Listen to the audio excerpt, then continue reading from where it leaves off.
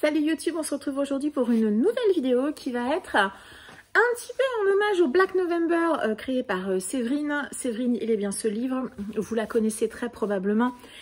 C'est une des booktubeuses présentes sur Instagram, YouTube et Twitch maintenant, qui lit quasiment exclusivement du thriller. Il y a quelques années, elle a créé un challenge qui s'appelle le Black November. Comme son nom l'indique, c'est un challenge qui court pendant tout le long du mois de novembre et qui va vous proposer de lire majoritairement du thriller, du roman policier et du roman noir.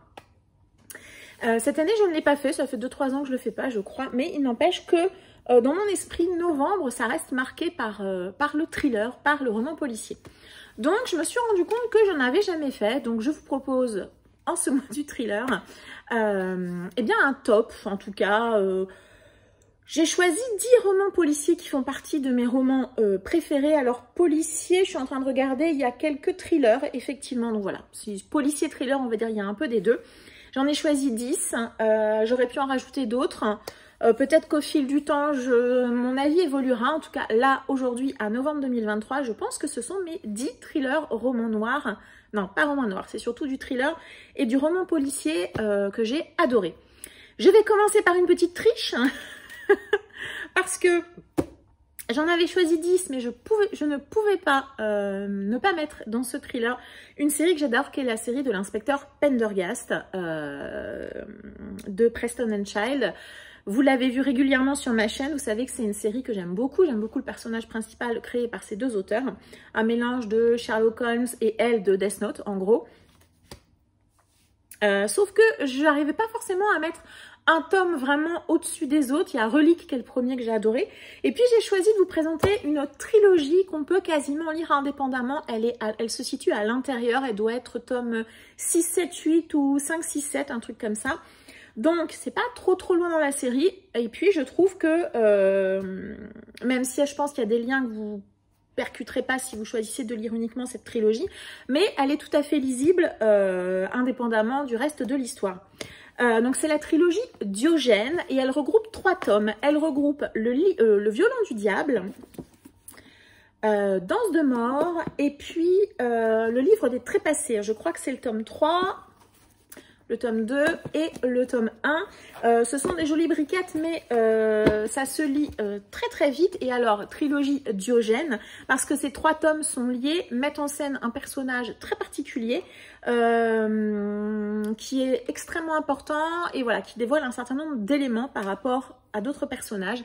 Je suis volontairement assez évasive pour ne pas vous en dire trop, mais effectivement, je pense qu'on peut tout à fait lire cette trilogie à l'intérieur de la série d'Inspecteur Pendergast sans forcément aller lire tout. Moi, je vous recommande de tout lire, mais forcément, voilà. Voilà, je pouvais pas, donc c'est, on va dire, la petite trilogie bonus, voilà, que je vous recommande et qui est tout à fait lisible, voilà, à l'intérieur même de la série. Voilà, maintenant, on laisse de côté Pendergast et puis on va passer à 10 thrillers que j'ai adorés. Certains sont des one-shots, il y en a quelques-uns qui sont issus de séries. Je suis en train de regarder, non, je crois qu'il n'y en a qu'un seul qui est issu d'une série, sinon il n'y a que du one-shot. Effectivement, non, je dis des bêtises, il y a un deuxième qui est issu d'une série, donc il y a 2 séries et donc 8 qui sont des one-shots. Tout à fait lisibles. Un titre qui est très court, que vous avez vu, je pense, beaucoup, c'est Mygale de Thierry Jonquet, publié chez Folio Policier. Donc c'est un titre qui a été adapté au cinéma par Pedro Almodovar. Je n'ai jamais vu l'adaptation et je ne la regarderai pas, clairement. C'est un roman extrêmement court, extrêmement percutant. Je pense que si vous ne voyez rien venir, vous devez être scié. Moi, je me suis doutée de quelque chose et forcément, j'ai été moins retournée, hein, comme sur certains thrillers. Mais il n'empêche que ce roman a été une excellente lecture, c'est indéniable. Je l'ai dévoré, extrêmement court, ultra addictif. Au début de l'histoire, on va rencontrer un homme qui séquestre une jeune femme. Pourquoi, comment, tout va être le cœur du roman Mygale. Qui est cet homme, qui est cette femme, que se passe-t-il, pourquoi la séquestre-t-il, style. Alors, il la séquestre, mais en même temps, il y a un certain nombre de choses qu'elle a le droit de faire. Il l'emmène au restaurant, etc. Voilà, donc l'histoire va se dévoiler au fur et à mesure. Vous allez découvrir quel est le lien qui unit ces deux personnages. C'est un roman que j'ai juste adoré, qui m'a un peu retourné. Attention, il y a quelques scènes difficiles. En même temps, sur les romans dont je vais vous parler, il y a sur certains des scènes un peu difficiles. Celui-ci, peut-être un petit peu plus que les autres. Bref, mais c'était... voilà, il est encore dans ma bibliothèque là. Vous savez que moi, je garde pas les romans que je n'ai pas adorés ou qui ne m'ont pas marqué d'une certaine manière. Celui-ci, c'est indéniable. Je ne sais pas si je le relirai un jour, mais voilà, il m'a retourné et il est chez moi. Et je n'ai en tout cas aujourd'hui aucune intention de m'en débarrasser, ce qui est donc chez moi, en tout cas, un grand signe. Miguel de Thierry Jonquet. Un autre roman que j'ai adoré. Alors pareil, là, on est sur un auteur qui ne fait pas forcément l'unanimité, mais moi, je l'ai adoré. C'est Passager 23 de Sébastien Fitzek, publié au livre de poche. Alors, il n'y a que des livres de poche, hein, je vous le dis. Il y a que du format poche. C'est vrai qu'en policier, j'ai tendance à lire majoritairement du format poche. Je ne suis pas très fan du policier thriller en grand format. Bref, on passe.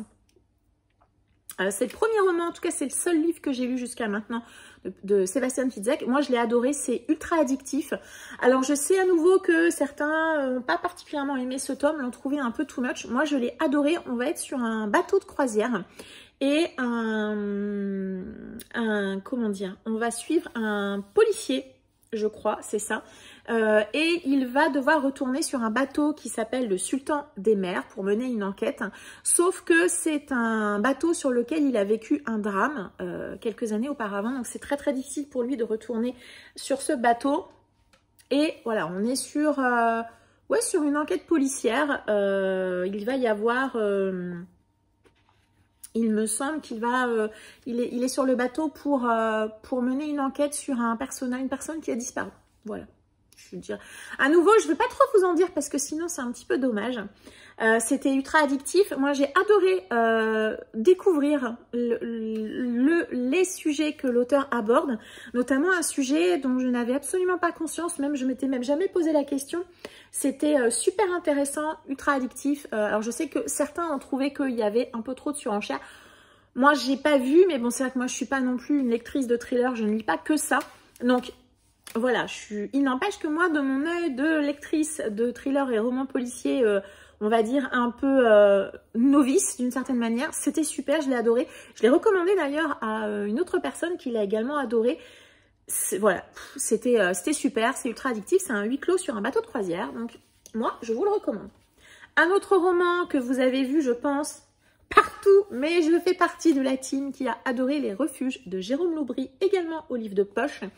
Moi, je l'ai adoré ce roman. Alors, c'est très compliqué de dire quelque chose tout en essayant de ne pas déflorer l'intrigue. On va suivre une jeune demoiselle qui est installée en Normandie et qui va devoir aller vider la maison de sa grand-mère qui est décédée il y a peu de temps, sauf que sa grand-mère vivait sur une petite île. Et donc, la jeune femme, elle va aller sur cette île pour aller vider la maison de sa grand-mère. Voilà. Mais vous vous doutez bien qu'il n'y a pas que ça dans cette histoire. Moi, j'ai adoré, je me suis fait blouser par l'auteur, j'ai été emportée par cette histoire, ultra addictif, plutôt original. Je n'ai à nouveau rien lu d'autre de l'auteur pour le moment, je crois que j'ai d'autres titres dans ma palle. Voilà, mais je suis curieuse de voir ce qu'il a fait en dehors de ce titre. Vous l'avez vu partout, moi également je l'ai adoré. À nouveau, ultra addictif, ultra entraînant, on a envie de savoir, on a envie de comprendre. Et voilà, c'était super. Et voilà, moi, je vous recommande bien évidemment Les Refuges de Jérôme Loubry.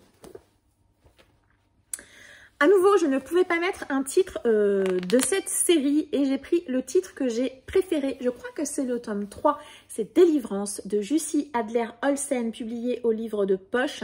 C'est dans la saga du département V. C'est le département V, au début du tome 1, c'est un groupe de personnes qui, notamment l'agent Karl Mork, qui a un petit peu mis de côté, voilà, il y a eu une espèce de bavure, on ne sait pas trop, et donc il est mis de côté, et notamment on lui donne en mission d'aller gérer les cold cases, et voilà, il va reprendre certains cold cases, parfois de manière un peu aléatoire, et puis parfois parce qu'il y a un élément qui va réapparaître. C'est le cas ici, puisqu'on repêche une bouteille jetée à la mer. Et dans cette bouteille jetée à la mer il y a des années auparavant, ils vont trouver des traces de sang. Et voilà, ça va déclencher une enquête sur laquelle va travailler Karl Mork et ça va être lié à, eh bien forcément à des histoires du passé. Délivrance, c'est vraiment le tome que j'ai préféré. Jusqu'à présent, je crois que j'ai lu jusqu'au tome 5 ou 6, je sais plus. C'est une excellente série, vraiment, le département V. Si vous aimez le côté cold case, parce que forcément, on va remonter le temps, on va refaire l'enquête, etc. Et puis, il y a également l'équipe Karl Mork, Hassan, je crois que c'est comme ça, Assad, que s'appelle son assistant syrien. Et puis, une secrétaire qui va arriver, qui va créer ce petit trio. Dans ce commissariat au sous-sol. Ouais, si vous aimez les cold cases et puis voilà, si vous accrochez à ce trio de personnages, franchement, c'est vraiment super. L'ambiance, elle est top. Les cold cases sont à chaque fois différents. Là, à nouveau, on est sur un sujet différent des deux premiers tomes. C'est celui-ci que j'ai préféré jusqu'à présent, donc j'ai choisi de vous montrer plutôt Délivrance. Je vous recommande vraiment, vraiment de partir du tome 1, qui est Profanation.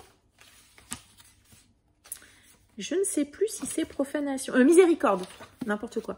C'est Miséricorde le tome 1. Donc pour moi, il faut vraiment démarrer à Miséricorde parce que c'est ce tome-ci qui pose l'histoire, les bases et puis notamment ce lien qui va se créer entre les personnages du département V. Si vous prenez un tome au hasard, du coup, vous n'avez pas le lien entre ces personnages. C'est quand même très très important dans l'histoire, donc c'est un peu dommage. Délivrance, c'est mon préféré, c'est mon chouchou. Addictif, enthousiasmant, une thématique qui me touche toujours beaucoup. J'étais à fond dans l'histoire, j'avais envie de savoir. Le mystère autour de cette bouteille, voilà, c'était top. Mais tous les tomes de cette série sont plus ou moins très très très bons. Mon chouchou, comme j'ai dit, c'est celui-ci. Et c'est celui-ci que j'ai choisi de vous présenter. Mais je vous recommande bien évidemment l'intégralité du département V. Le titre dont je vais vous parler, là, j'ai un peu hésité parce que, certes, on est sur un thriller, mais bon, voilà. J'ai adoré Mon amie Adèle de Sarah Pimborough, publié au livre de poche. Alors, Mon amie Adèle, vous l'avez peut-être vu passer en grand format parce que quand il était sorti, la maison d'édition grand format, je ne sais plus laquelle c'était, elle avait carrément lancé sur la campagne de com un titre hyper risqué parce que c'était hashtag fin de dingue. Donc c'est vraiment très très très risqué parce que forcément si vous la voyez venir, si vous la connaissez, si vous la devinez, le hashtag c'est un peu limite. Mais je vous laisse quand même là, hashtag fin de dingue, moi j'ai adoré.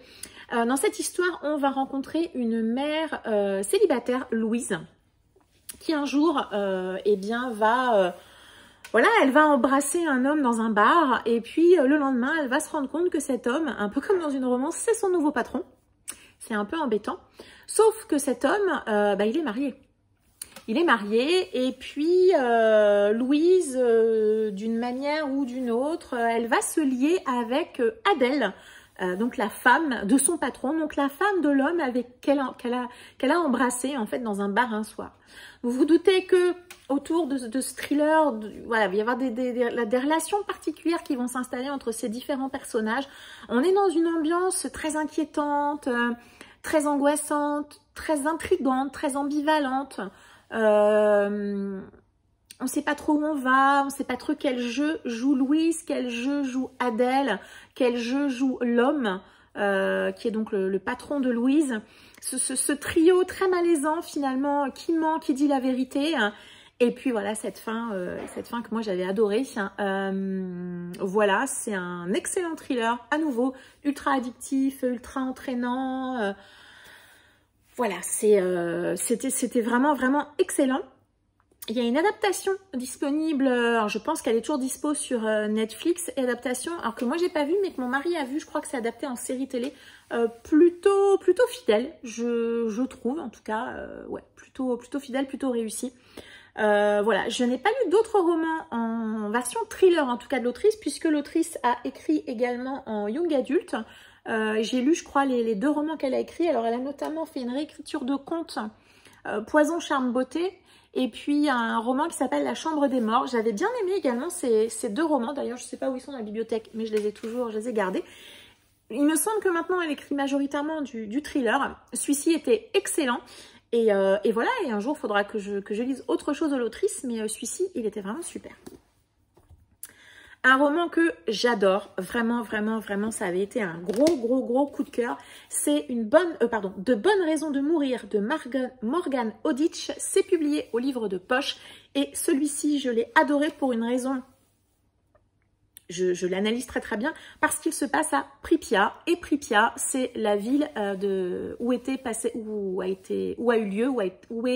est même encore actuellement d'ailleurs, la centrale nucléaire de Tchernobyl. On est dans l'ambiance de Tchernobyl, puisque ici, on va retrouver un jour un cadavre atrocement mutilé qui est suspendu à la façade d'un bâtiment.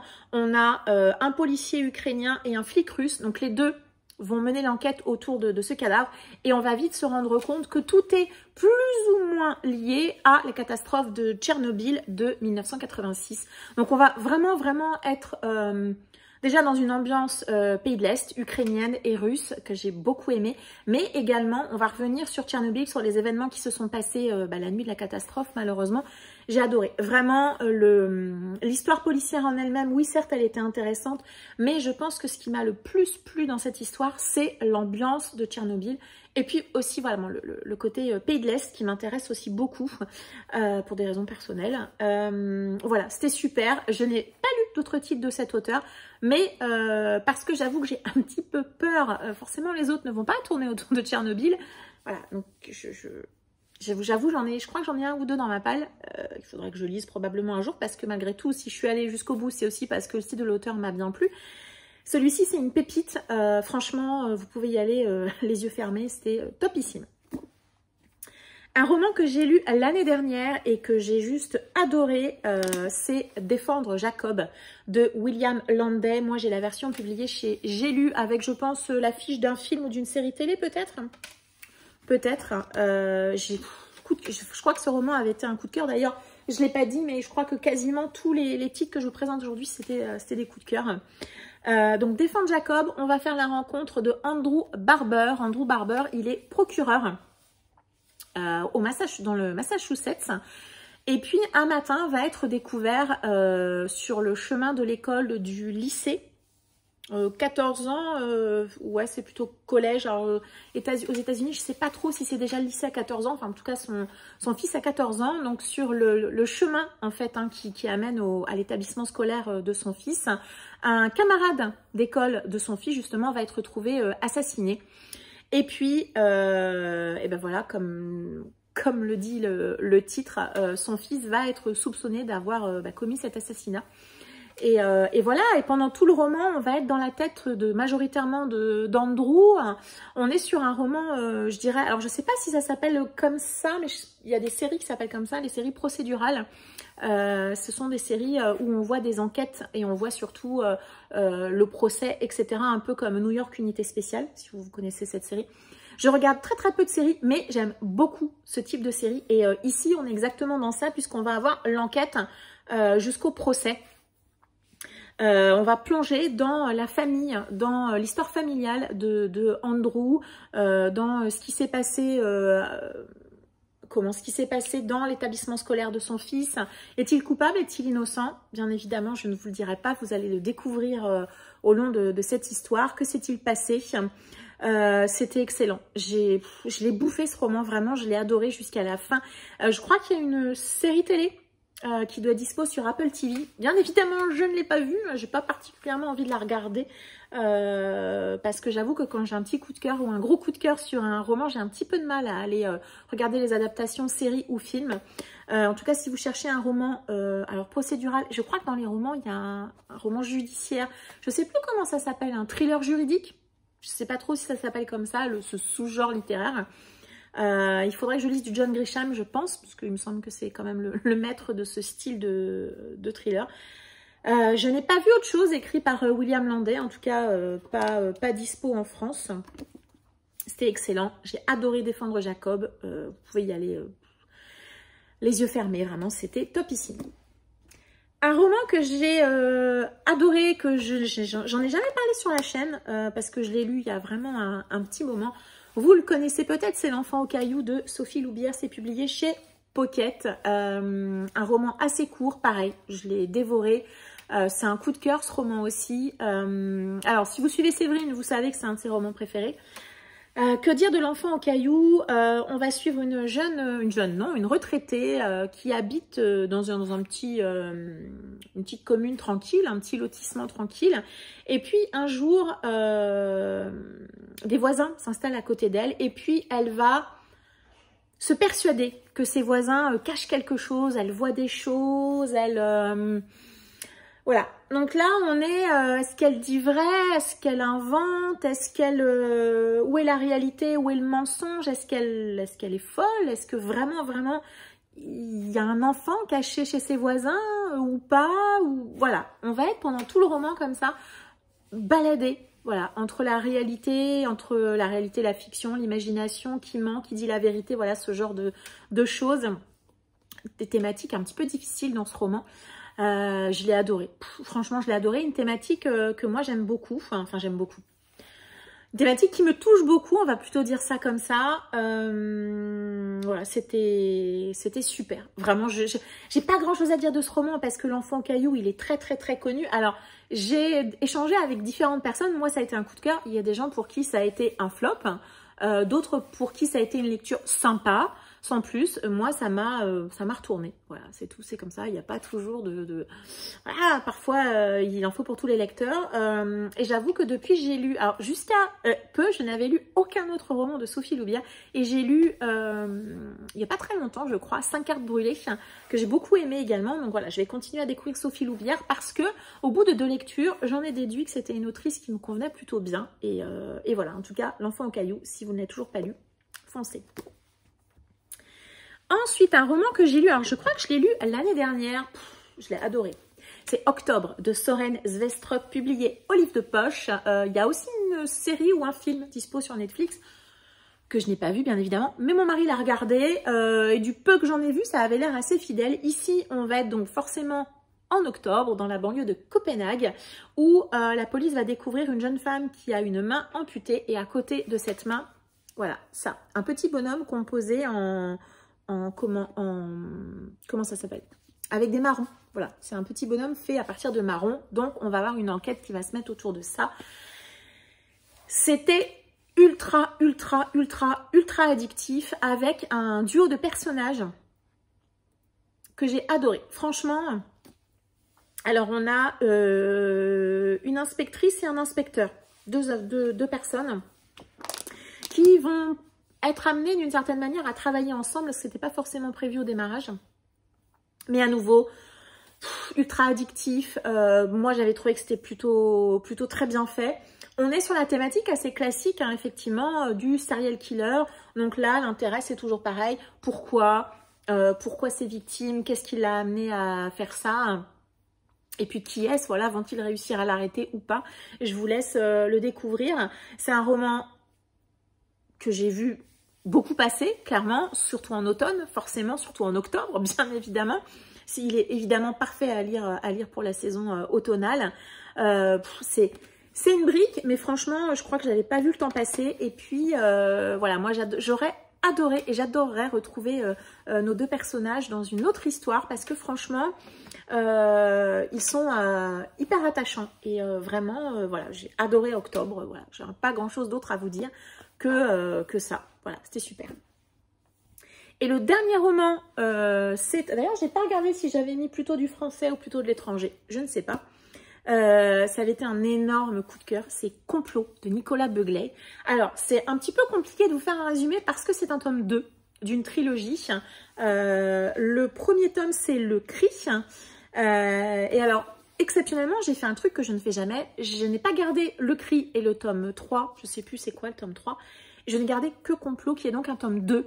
Ne lisez pas ce tome 2 si vous n'avez pas lu le tome 1. Alors, c'est un peu difficile parce que je trouve que le tome 1, il est assez différent de celui-ci et il est vraiment en dessous. Celui-ci, il est incroyable. Il est incroyable, il est ultra addictif. Vous allez être emporté par l'histoire que propose Nicolas Beuglet. Et franchement, je ne m'attendais pas du tout au sujet que l'auteur allait nous proposer dans ce roman. Je me suis posé énormément de questions à la lecture et à la fin de la lecture. J'ai envisagé plein de choses. Franchement, j'adorerais rencontrer l'auteur pour discuter de complot avec lui. C'était formidable, c'était incroyable, mais il faut lire Le Cri d'abord. Vraiment, c'est un peu compliqué. Vous ne pouvez pas le lire indépendamment du tome 1, ça serait un énorme gâchis. Tout ce que je peux vous dire, c'est que ici, dans un archipel au nord de la Norvège, vous avez donc une espèce de petite maison un petit peu isolée comme ça, et un corps va être retrouvé. Une nuit ou un matin, je crois.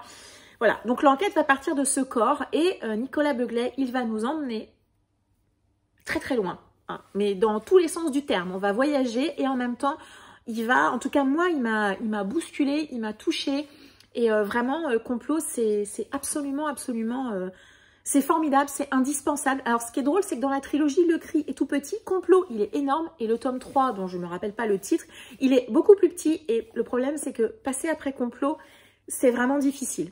Franchement, c'est vraiment difficile, mais complot, c'était formidable. Alors voilà, tous les romans dont je vous ai parlé aujourd'hui sont vraiment très, en tout cas à mon sens, en tout cas, ils sont plutôt cool, voire très très bons.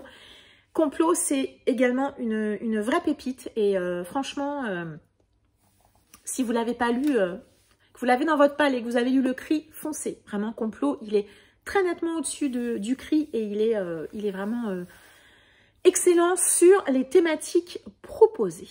Voilà. Cette vidéo est maintenant terminée. Je vous ai présenté presque 10 thrillers ou romans policiers que j'ai juste adoré et que je vous recommande vraiment bon, voilà, à lire cet automne ou à lire d'ailleurs tout au long de l'année.